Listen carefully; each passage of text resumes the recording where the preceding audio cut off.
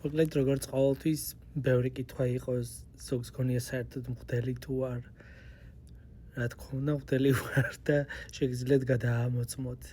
11 წლის წინ მაკურთხეს და ეკლესიაში მსახურობ კიდეც ერთი წელს გონია არა მამო ზღვაზე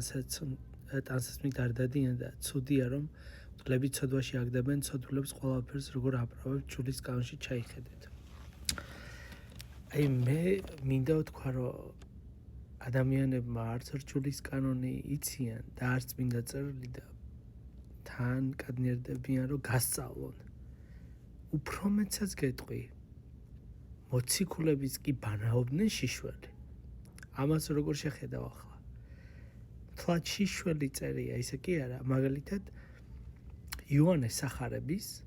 21 თავის მე-7 მუხლი გადაშალე და რა წერია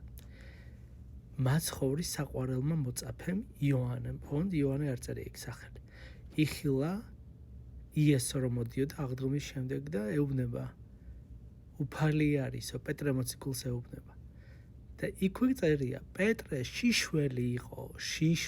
იყო და გადახდა ზღვაშიო სასწაული აბა გადაამოწმეთ სხვა წმინდა მამების განმარტებებს იქ ბანაობაზე ძველი აღთქმიდან ახალი აღთქმიდან ამებს აღარ მოვიყვან რადგან ესე შიშველზე გაამახვილებს თულად ყურადღება გეტყვით აი მოციქული რატო იყო შიშველი აბა გამეცით პასუხი გაიხარეთ